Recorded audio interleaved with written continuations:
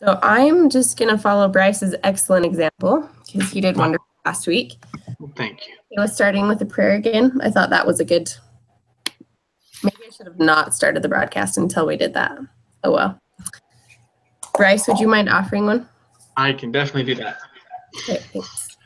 Our dear Heavenly Father, we're so grateful for the opportunity we have to be gathered together at this time via the school hangout chat room. We're grateful for our group and for the opportunity we now have to discuss the week's assignments and plan and work on how to best complete the rest of the assignments. Please help us as we do so that we might be very productive and be able to express our thoughts clearly and be able to meet the requirements so that we might be able to get a good grade in the class, so that we might be able to be better able to accomplish our dreams. We love thee very, very much, and we say these things in the name of thy Son, Jesus Christ. Amen. Amen. Thank you. Okay, so looking at the agenda, we're going to start out by just reviewing the health belief model and the constructs. The PowerPoint presentation is, trying to see really quick how long it is, 17 slides. Has everybody gone over it, or do we want to look through that together? I've read it a couple times. Okay. I haven't read it, but okay. If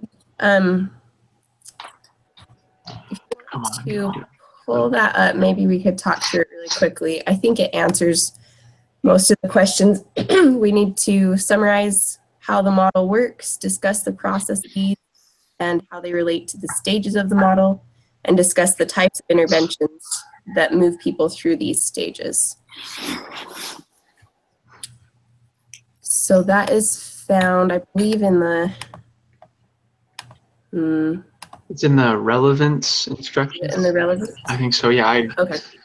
just looked around for it and found it. So. This is the PowerPoint, right? Right. It's labeled final PowerPoint presentation. Yeah. Which is really the one where it starts giving you examples. Mm-hmm. Yep. Were you able to find that, Lisa? Okay. Good morning, everyone. morning. So, do you want to start reading that, Gigi? Just sure. I printed it out. We're in a hotel in Idaho, and I set my alarm up in Washington time, so I'm kind of oh no. so tired. Anyway, the health belief model starts out by saying health-seeking and other health behaviors thought to be motivated by the 4 factors, which is perceived susceptibility, perceived severity, perceived benefits of an action, and perceived barriers to that action. And then they later added 2 components, cues to action and self-efficacy. So that's the cues to action is the direct motivation to act, and self-efficacy is a person's belief in his or her ability to take action. Like we learned from the social cognitive learning theory. You want me to tell you what the perceived susceptibilities and stuff are? Sure. So perceived susceptibility is the degree to which a person feels at risk for a health problem. Perceived severity is the seriousness of contracting an illness or leaving it untreated. Perceived benefits are the positive outcomes a person believes will result from that action. Perceived barriers are the negative outcomes a person believes will result from the action. Cues to action, an external event that motivates a person to act, and self-efficacy, a person's belief in his or her ability to take action. My husband and I were talking about this in terms of a colonoscopy, getting a colonoscopy. He had a cousin come to him about, I don't know, 5 or 6 years ago and tell him that his brother was had colon cancer, like stage 3 or 4. And so because, you know, he knows this other person, it's a family disease that you know, could have a more of a hereditary link if you have family members that have this. So that was his cue to action, and that's all it took. And he felt susceptible because he's related to his cousin. The severity is, that's a big deal. It's worth it to get a colonoscopy and not worry about something so bad as ending up with a stage 4 type disease, when the risks could be ameliorated with some of the interventions. And so the benefit of getting that horrible, having that treatment that's not super fun, and it takes about 2 days, of making yourself really sick and cleaning yourself out and going in and getting all drugged up. And then anyway, it's just a kind of an ordeal, and something you wouldn't just say, oh yeah, let's do it, tomorrow. There's a process. And so all those barriers were easy to overcome because of his perceived severity of getting cancer. So anyway. That makes sense, because I just had my first one like 3 weeks ago, and I have to admit, I put it off because I'm 55 and they want you to have them around 50.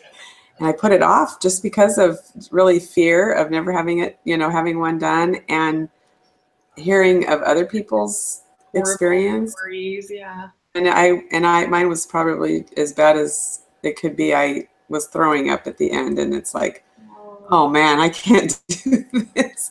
But it is worth knowing, that it's everything's okay.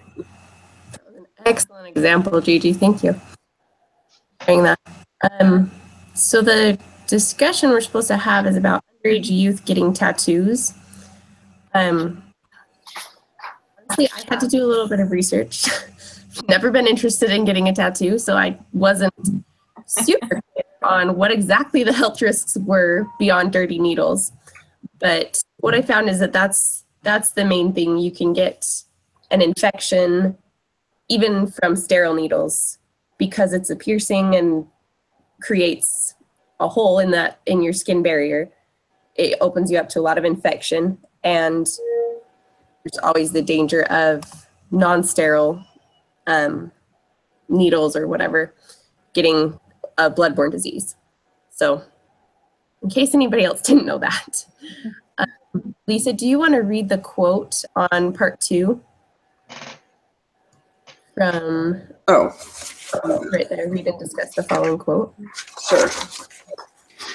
Okay, it says, peer and parental influences compete and often conflict. As youth approach early adulthood, they decide upon ways they wish to present themselves to others and count the costs of doing so by gauging in the reactions they get. Attendant to this process is psychosocial risks and rewards. For example, the choice between acceptance by peers, parents, and other authority figures factors into the decision-making process for behavior in general. We imagine this to be more consequential when individuals contemplate getting something as permanent as a tattoo. So let's maybe discuss based on that quote, what is the behavior behind tattooing? Oh, peer pressure is definitely part of it. I think in some cases. Oh, sorry. Were you going to say something, Lisa? I was going to say rebellion too, just rebellion against parents. Mm-hmm.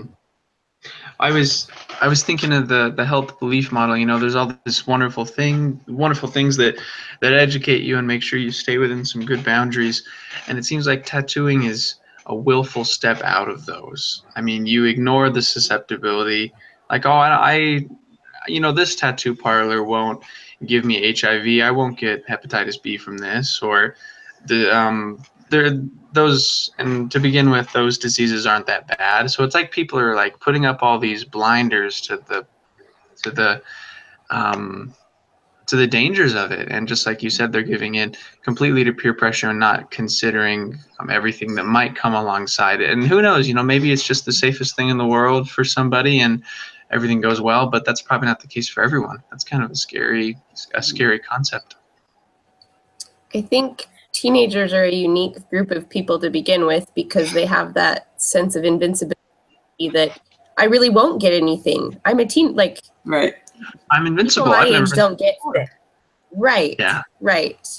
And so I think maybe adults are a little bit more aware of the potential susceptibility because they may know somebody like your cousin Gigi, or your husband's cousin, excuse me, they may know somebody who's had a bad experience, but a teenager is still in this kind of other world where everything's fine and nobody ever gets hurt. Yeah, True. I thought it was particularly interesting in the tattoo study that we read about, where they talked about the body being the territory, a personal territory. And so teenagers are the very first to think, my body, my life, you know, like they don't really think about consequential issues anyway. That comes later, about 20 to 25, where you think, oh, if I do this, this will be an outcome. And so it's almost impossible for them in their developmental stage to think like that because of prefrontal lobe anyway, you understand the development. And so, but with the territorial piece where it said that, let's see, according to Lyman and Scott, the body territories include the space encompassed by the human body and the anatomical space of the body, the most private and inviolate of territories belonging to an individual. Teenagers really key into that. And so I think that might be why there's a higher populace of the young adult people getting teenagers with that thought. And then adding the idea that somehow I'm making something unique that belongs on me, you know, to stand out and be different. There's that whole piece of becoming, you know, marking that territory on yourself. And so I thought that was really kind of an interesting way of the why some teenagers are so apt to do that. Very interesting. So let's see, I'm going to pull up the application assignment, but I think we've kind of touched on how that's affected by the held belief model. I'm not finding my assignment. I'll pull it up again. Let's see. Sorry, guys.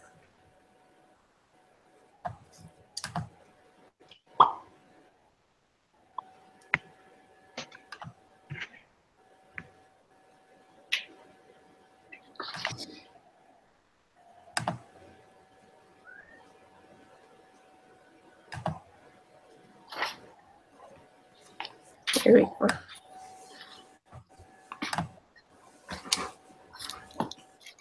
Okay. So beyond defining the model and the constructs, we've got a little table to fill out that you start with an intervention from the lesson 3 table, and then describe it and your expected impact for each of the constructs of the health belief model. You want to talk through some examples, or? Yeah. Some examples of like possible intervention descriptions and impacts. Yeah. I'd like to, if that's okay with you guys. Great. Did you guys read the email that he sent where he gave an example? I have that. Did you? Right. Did you read? I did. Do you want to just kind of summarize that for us, Lisa? Okay, so well, he just kind of gave an example with the perceived susceptibility. He said I would pick health education strategies, and my description would be that I'm going to implement brochures that would have certain information in them, explaining information, you know, that relates to the issue. Then in the expected impact box, I would explain what the brochures would do and what I would expect them to do with the population. Then under perceived severity, I would pick another one of the 8 types that I think would work well for that and continue the process. Okay. That's awesome. Thank you. So for perceived susceptibility. So I mean, would something like that work? Like brochures, or would something like that work with, you know, high school, or where you could catch a large group of? You'll get more with social media. Maybe a Snapchat. Right, that's true. That's true. Right. That's a good idea. Let's see. Well, let's go with that. Let's elaborate on a social marketing or social media, excuse me? It would still be a health education or else a health communication intervention. Okay. And what would you describe that? How would you describe that? Health communication strategy, specifically social media.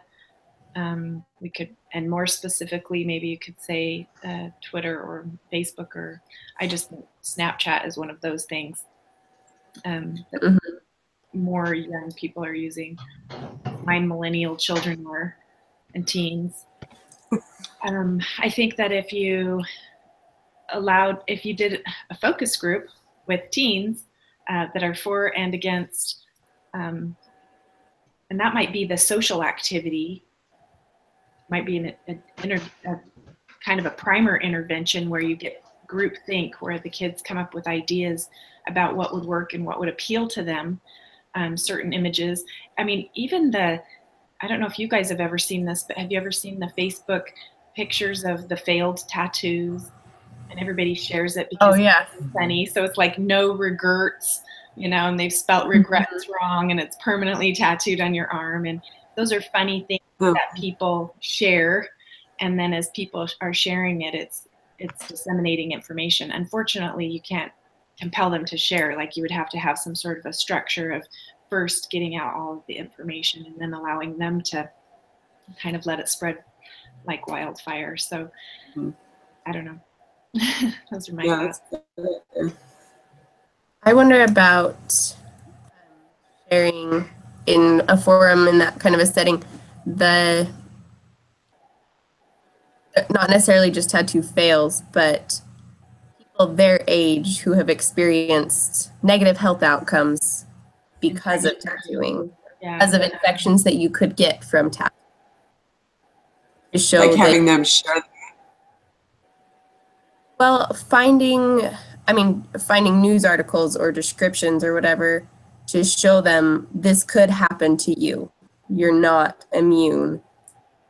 People your age, your race, whatever, are getting these diseases, and maybe even some education on the severity of those diseases. What happens if you do get infected with HIV? Like, it's not just no big deal. Right. Like you said, you weren't even aware of some of the other potential issues with getting a tattoo. For sure, the kids aren't. Only looking at that marking idea, oh, this is going to be so cool for the rest of my life, and not thinking of the severity. So I think that's a great point. If you increase the knowledge of the severity of potential outcome, then you would have make that bigger, and maybe that would make the perceived desire, interest to be able to get one diminish a little bit.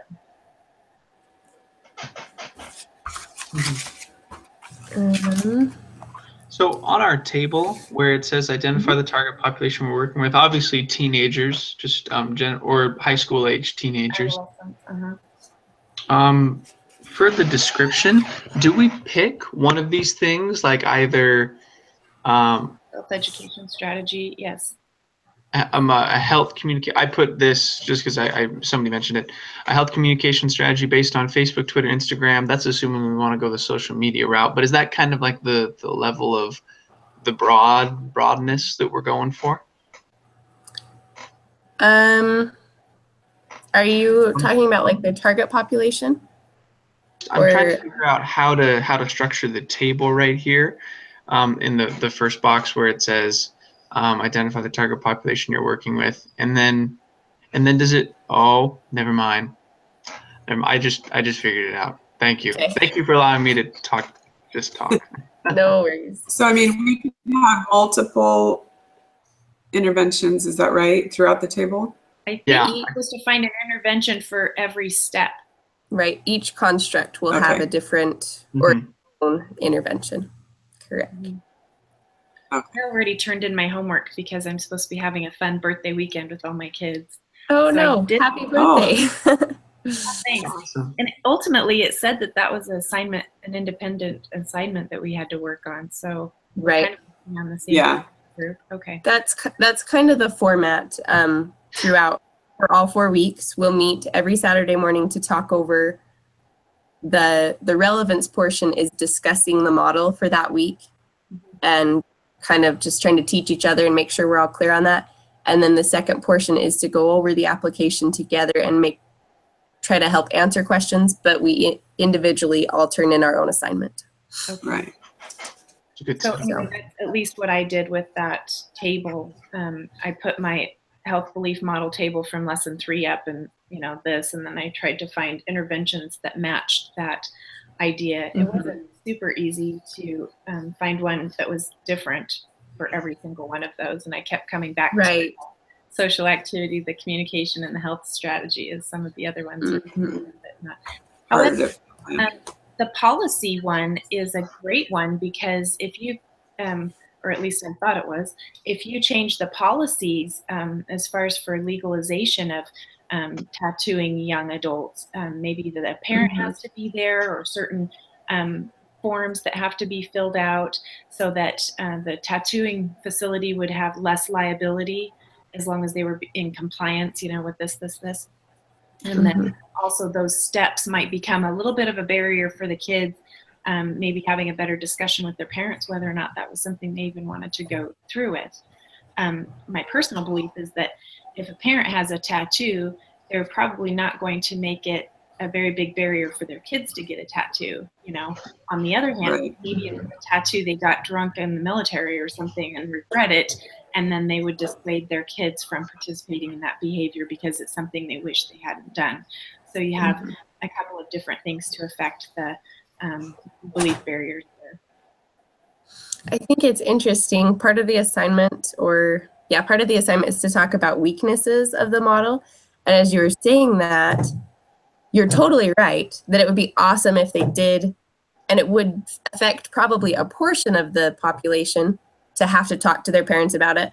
But I'm just thinking about kids who are out getting drunk themselves with their friends and have, less than fantastic connections. You're going to find a tattoo parlor who doesn't care about compliance, or an independent tattoo artist or whatever they call themselves. And you're not going to talk to your parents about it at all. So there has to be multiple levels because addressing the situation with parents is going to affect some kids for sure.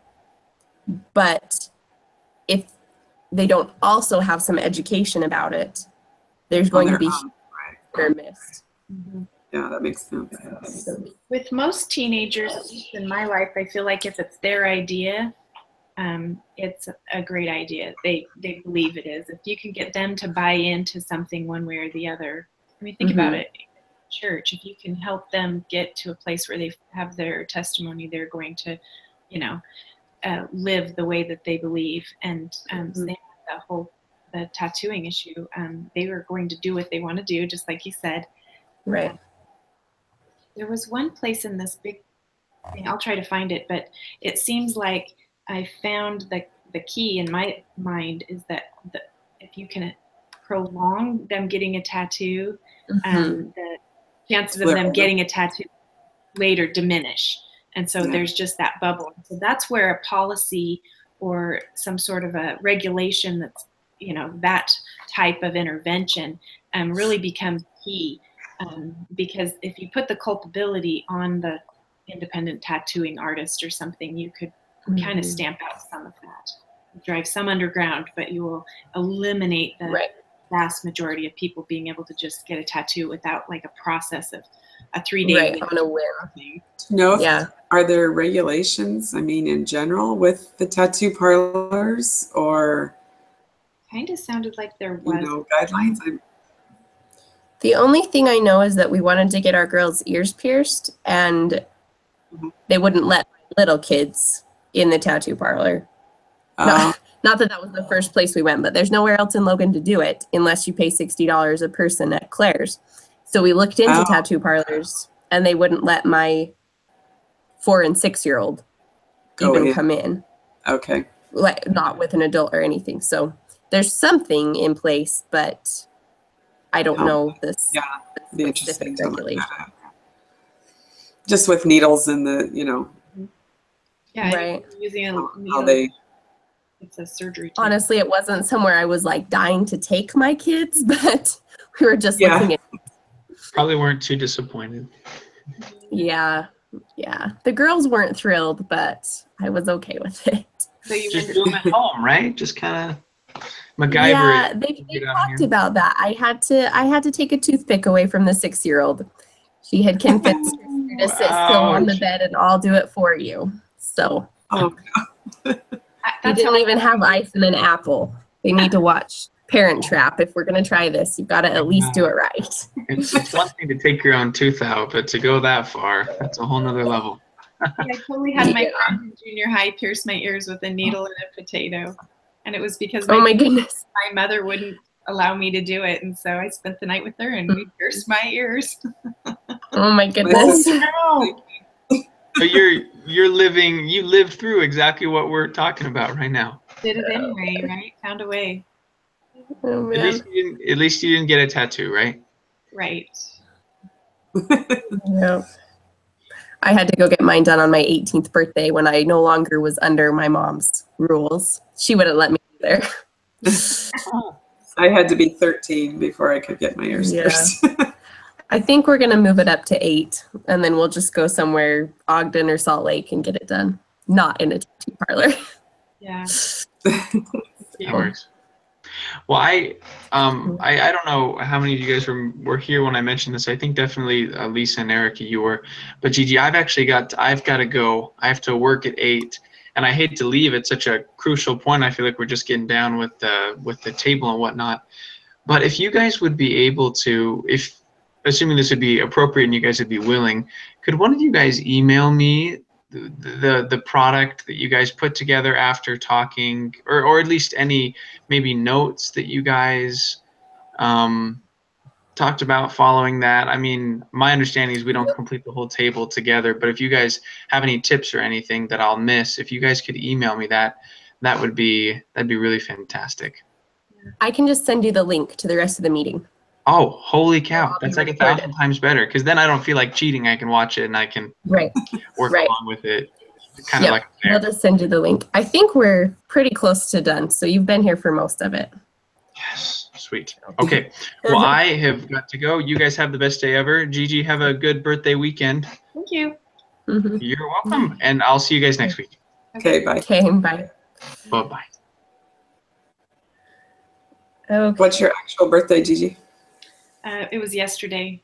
I had to be in a substance abuse prevention summit conference thing, and so we left late. And anyway, we're Oh, trying man. to celebrate today. Fun. What part of Idaho are you in? I'm in Meridian. Oh, fun. Yeah. Very good. Okay, what else do you guys feel like we need to talk about? I mean, I guess we could brainstorm some more ideas, but I feel bad because you've already done yours, Gigi. Well, I don't mind. I Kind of wondering why they did it backwards. In my opinion, it helps to have these things to think about and talk about, and then, but my homework would have been better, maybe with more insight as to everybody's beliefs of different things. In fact, I kind of felt like it was a challenge in a way to put an intervention on each one of those strategies, considering the topic, because it's a reverse thought process. Instead of preventing, well, I guess you're preventing a disease from a tattoo, but the action is getting a tattoo instead of like. Right. And does it was take a little bit back? A little bit. Does it take into effect, Yeah. like somewhere I read where it talked about some are thinking about getting one, some have already done it, so how do you kind of cover all those? Yeah. I think it seems like education is a health education or health communication strategy is the main thing across the board, because that applies to all of those groups. Somebody Right. who's got one and is considering another one, or hasn't had one, or is just interested and thinks they're kind of cool. I think Knowledge would help in that area, yeah.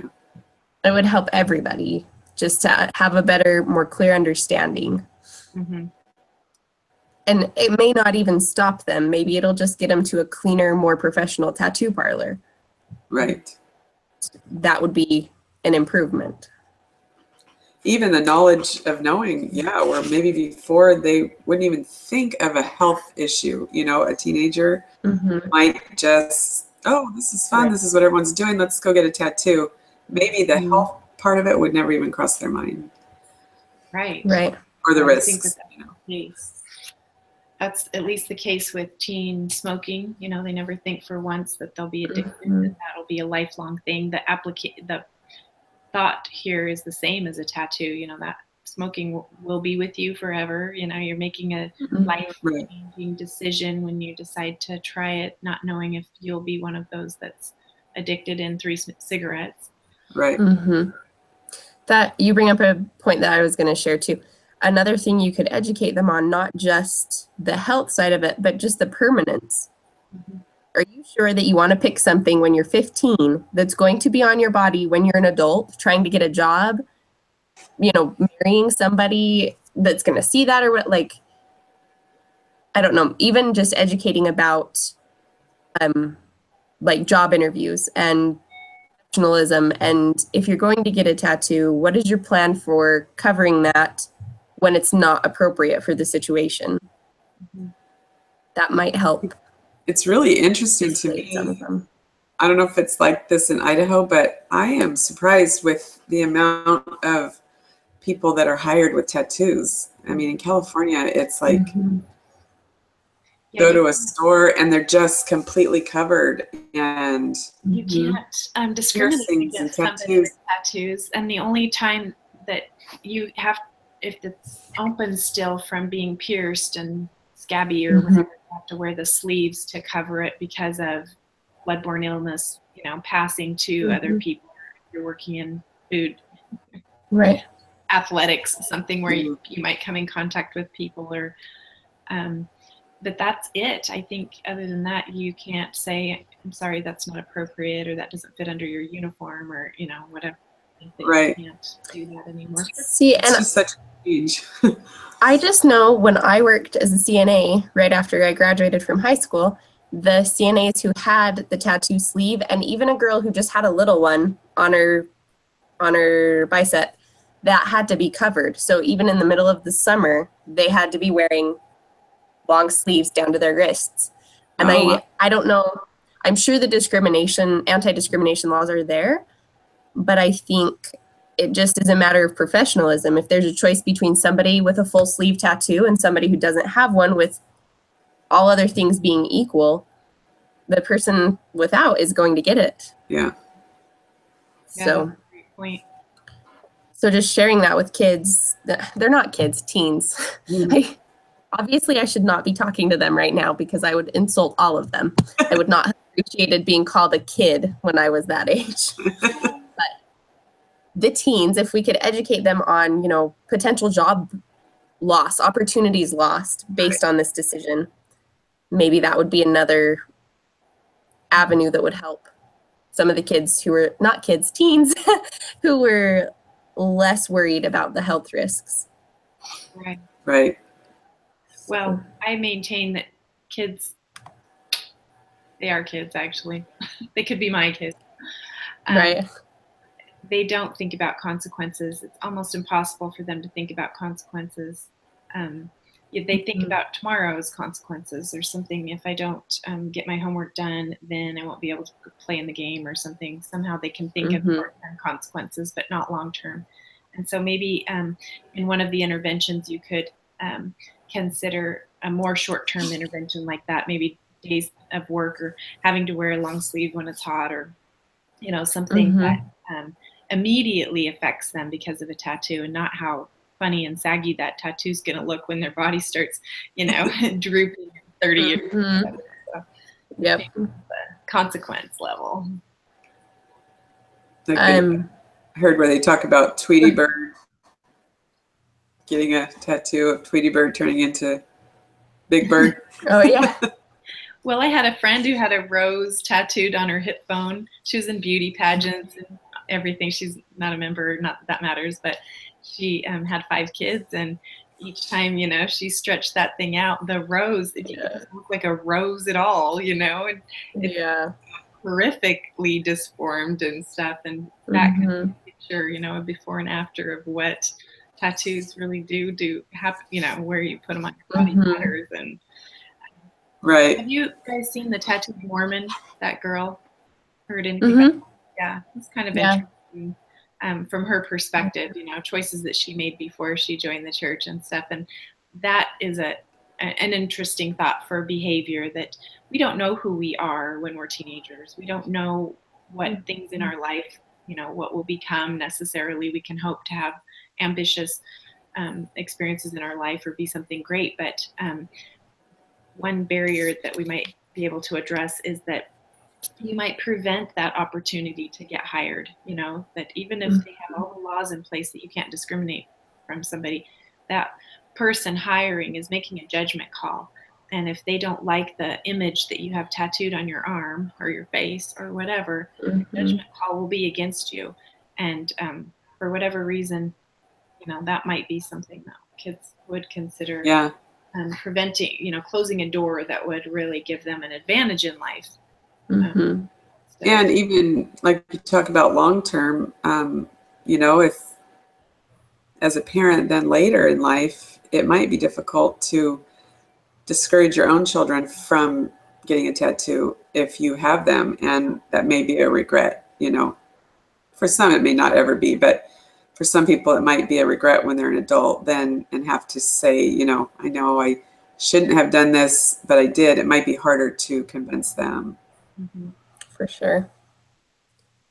I was trying to think of how to promote it, like how to make it look cool to not get tattoos, and trying to think of like, well, are there celebrities that have taken a stance, or people that could be in the teens' lives that have taken a stance on that? And that's a really tough, there's adults that'll fight you tooth and nail over, well, it's my body and my choice, and that's really that's a really hard thing. And just like you say, especially if their parents or influential people in their lives have it, that's going to greatly decrease their perceived susceptibility and severity. Right. Be a huge barrier to that. I think that's where almost the best we can hope for is to educate them on safe tattooing practices. Hope to encourage the act at all, but at least educate on the safe ways to do it. Right. Really good point. This is kind of a side note, but when I was 16, I went and modeled overseas. And at the time, I had actually a double pierce because, I don't know, a friend did the second pierce with a potato. And my agent made me take that out. He said, 1 piercing is acceptable if you can't see it really well, but 2 is not acceptable. And talked about other things. And I think how much, 30 years changes society, that even now I see and notice because of my experiences, multiple piercings, belly piercings, nose piercings. And these are people that are professional models that manage to, navigate that arena. In fact, some of those tattooed image bodies and piercings are completely welcome because it is a mark of society. And so I just think of how society does change, and as it becomes more and more acceptable, the health risk becomes a really small piece of the fraction of the information, whether or not there are barriers won't become a barrier because everybody else is doing it. It's no more dangerous than a paper cut, in their opinion. So. Right. Isn't that interesting how much stock we put on like group think, and well, if everyone's doing it, it can't be that bad. Right. I think this is kind of a different example, but I have friends who don't think car seats are a big deal, and the mother-in-law who doesn't think car seats are a big deal.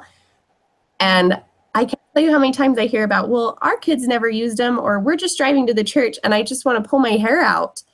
Yeah, that's scary. No, you don't drive around the block with my kids if they're not buckled in.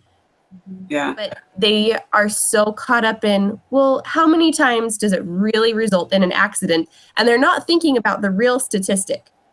They're thinking about, in my experience, how many times has a kid in my car died or someone I know died because they weren't buckled in when we drove them 3 blocks to church. It only takes once to kill them. Count on that. Yeah.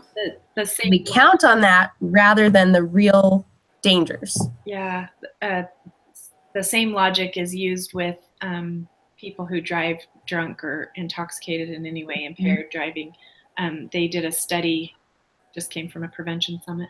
A person will drive 80 times before they ever have an adverse reaction because of their driving drunk. And so all that does is reinforce the idea that they can do it, that their ability to drive intoxicated is better than someone else's ability to drive intoxicated.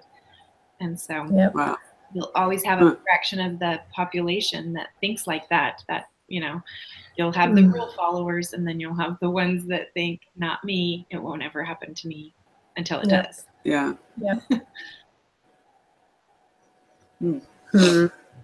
So what could possibly be some cues to action for these teens? A direct invitation, I guess. This one stumped me because to me it's the cue not to act. Right. And what would that be? Would it be the scary image of something, or the no regrets? I don't know. I can't remember what I put on that. I'd have to. I think hearing stories like that would, for some, it might affect them. Hearing the failed, stories or the risks, I think it might be a cue to not get it done. The more interventions, the better in all the different areas, because even though you might put an intervention in thinking it's going to be the cue to action intervention, it might be the one that increases the perceived susceptibility. I think that's one of the neat things about the health belief model, is that you're going to get people in different stages with different interventions, and really the more interventions you have on any one health belief or behavior model would be the best. That's true. Yeah, kind of. I think that's a part of another model. I can't remember which one, but isn't there one about stages of readiness? Somebody who's like planning and pre-planning and stuff. So I think that's really great.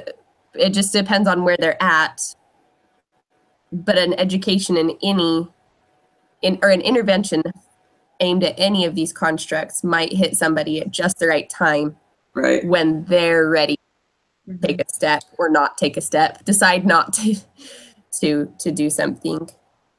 I think one possible cue to action could maybe be incorporated into the health classes that they're already taking at school. Maybe creating a presentation where, if you could find somebody with an awesome tattoo fail that was willing to come in and talk to teenagers, that would be awesome. But otherwise, you could just have, any health educator come in and give that presentation and show them the failed tattoos and the results of the diseases you could end up with. Just kind of have a really real, in your face, here's the things you're not thinking about. Right. I mean, it's kind of the same I feel like it's the same for all the constructs, but that's another idea. You could get some of that education across. Yeah, absolutely. And then any thoughts on self-efficacy? How to an intervention in that area? I think I put social activity for this one because I felt like if the kids, if it's their idea to not participate in tattooing and that became the movement instead of the movement to get a tattoo, then you'd get a lot of mileage out of that. But I can't remember. I brought my laptop, so my stuff is on my computer at home. Oh, you're good. I just feel like it's a little bit of shaky ground. I mean, who says that their health teacher doesn't have a tattoo? Or yeah, that might be hard to. It's hard to come out in like open opposition against absolutely don't do it. Because I think of like drug or suicide or any other thing, it's very clear nobody should do this. Mm-hmm. But this is a little bit more gray. Yeah. I wonder if in a group setting with teenagers, like you're saying, with their peer group, if they could, I don't know, if maybe kids who are in that group where it's so important to identify could share ways that they found to do that without a tattoo.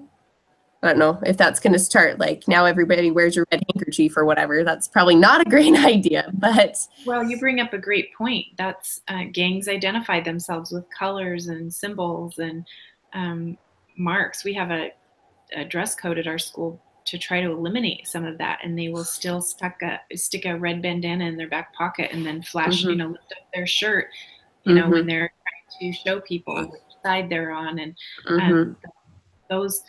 that desire to belong to a group might, really give someone the self-efficacy to do a tattoo, to participate in that, because it's empowering. It makes them feel like they belong to something. And then you'll have the whole other group of people that do it to be different, to have something really unique, to make their body look, very different.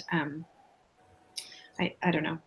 I'll tell you one thing that's kind of funny. My husband and I got into riding Harleys about 10 years ago, and it was fun. We had a group, the elders quorum president, the high councilman, like we weren't a rough riding group of Harley riders, but one time my sister gave me a t-shirt that had tat sleeves inside of it, and it's super tight and it pulls, so it actually looks like skin. And I thought I'd wear it one day, just to be funny. I was so embarrassed, really. And at one point I was in a gas station and someone was like, "Oh, I love your tattoos," like tats or whatever they say.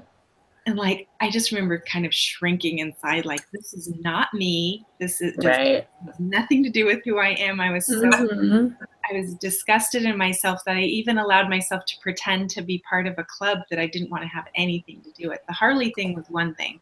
You do get looked at for your leather gears, the protection on the highway, basically. You look rough because it's dark and leather and so I allowed myself to go there, but that next step to belong to a tattoo club was like,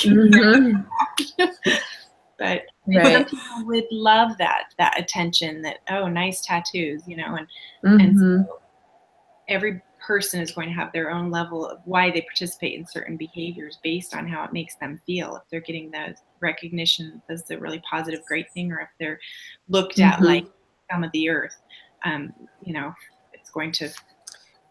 So that's going to be a barrier that. For some, and it'll be actually a self-efficacy. A reason to do it for others. Get a tattoo. So for these teenagers, what if we did some kind of promotion for the inclusive groups that they could be a part of at their school that don't have anything to do with that? I mean, for the athletic team or the Hispanic, what is it called? I can't remember. Anyway, their group, the medical, I seriously can't think of any of the groups I was in. They all had names. Anyway, all of the groups that you could be part of and be included, and really emphasize that this is, like, maybe don't even talk about tattoos. Just promote all of the things you can belong to and be part of something that are available to them that are positive. Right.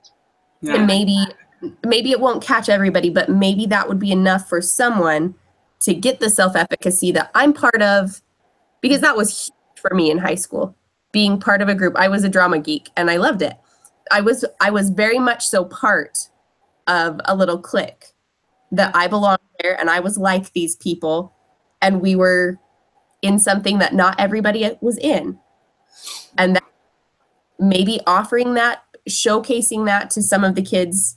I feel like I'm being really stereotypical, but I feel like it's based a lot in race and socioeconomic status. Really, it's, I can't think of the word I want, guys. I'm so sorry. Like, if your parents are part of that group, then it's pretty likely that they are going to be tattooed, and you're going to have those feelings that this is a cool thing to do. Whereas those of us who didn't grow up with it are the ones looking at you in the gas station going, oh my word, she's got to be, you know, she's lived a really colorful life, obviously. Right. So maybe not even dealing in the tattoos, but promoting all the ways you can be included that are positive and fulfilling in a better way. Yeah, that's a good idea. That could be a social activity intervention. Mm-hmm. Maybe have kids that are already in the groups come and talk about them. Oh, yeah, that's a great So that- idea. So it's not the teachers shoving it down their throat. Have them invite people to come and. Pitch their group and why it's cool to belong to that. Mm-hmm. Yeah. So. It's interesting, and this is older adults, but it seems like sometimes when they go through a difficult event, whether it's I don't know, a divorce or something difficult in their life. I mean, I have an aunt that is close to 70, and she had to just put her husband in a home basically for dementia, and he's, you know, not that old really to have dementia, and they said it's probably a lot from, he drank a lot. I mean, just, you know, not like one of those really bad alcoholics, but just somebody who drank all the time, and they said it was probably because of that he ended up with dementia. But she had to put him in a home, and probably, I don't know, 2 weeks later, she shows up with this owl tattoo on her arm. And I'm just thinking, what? Really? I mean, and it's like, what? I don't even know. It's almost like she was set free or something. And, oh, now I can go get a tattoo, and then drinking wine, just things she'd never done before. And it was interesting. I know when a kid from our high school passed away, a lot of his girlfriend and a lot of his close friends got, this really terrible, like, cartoon figure dinosaur tattoo that was something they had in common, and an acronym that I just look at it and I go, I am so sorry that he passed away. And I know that that has to have been a terrible thing for you. But do you really want Barney on your arm forever? Is that when you, I mean, I don't want to diminish your pain at all, but really? And is forever? You think you're going to feel this way about it forever? Is that the best way to remember somebody? You know, that's right. Maybe if you I wonder in that maybe you could talk about better coping, right, or counseling or something, because that does seem to be a key time when there's a traumatic or stressful life event, right, and people feel the need to or people tattoo a name. You know, my mom's ex-husband tattooed her name, and so now I'm thinking, you know, years later, I've got this name. Yeah. Right. Yeah. Maybe one of the interventions could be the cost of removal, you know, and the scarring. You would still have raised skin, even though you can laser them off, and it's still ugly, you know, just crossing that name off is harder than you think. Yeah. I had a seminary teacher that had a removed tattoo on his arm. He always had really great lessons about don't be like me. Oh, funny. Where I kind of wondered, I'm like, why are you a seminary teacher? You've come the long road. That's awesome. Yep. Well, cool, guys. I think we've done some good work here. Is there anything else you want to add, or feel like we've covered it? I feel like we covered it. I think we've done good, yeah. Sounds great. I like this model, but I do think we didn't discuss why it's it's what do they call it? Not a failed model, but what the limitations? Right. I think the limitation is that it does not compensate for all of the emotional connections to getting a tattoo or not getting a tattoo. Right. People do it for that reason, that somebody passed away, or they want to memorialize their mother or something. And Right. those emotional connections are really hard to develop interventions around, because you don't know, a broad group of people well enough to tap in. So other than that, I think we're done. Let's see here.